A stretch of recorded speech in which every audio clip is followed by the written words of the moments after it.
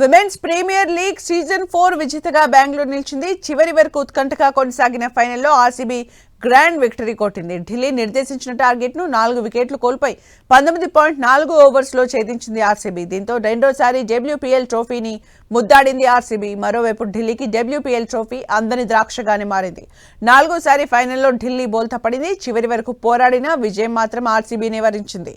దీంతో 4వసారి తన స్వప్నాన్ని నెరవేర్చుకోలేకపోయింది Delhi.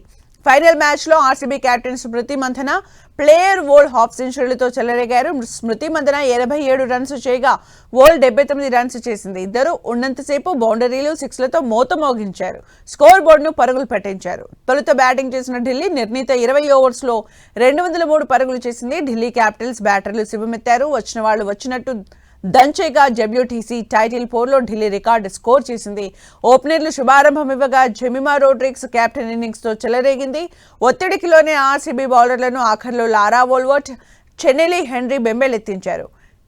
D Klerk వేసిన 18వ ఓవర్లో ఆకాశమే హద్దుగా రెచ్చిపోయిన హెన్రీ 24 రన్స్ రాబట్టగా చివరి ఓవర్లో 10 రన్స్ రావడంతో బెంగళూరుకు 204 పరుగుల లక్ష్యాన్ని నిర్దేశించింది.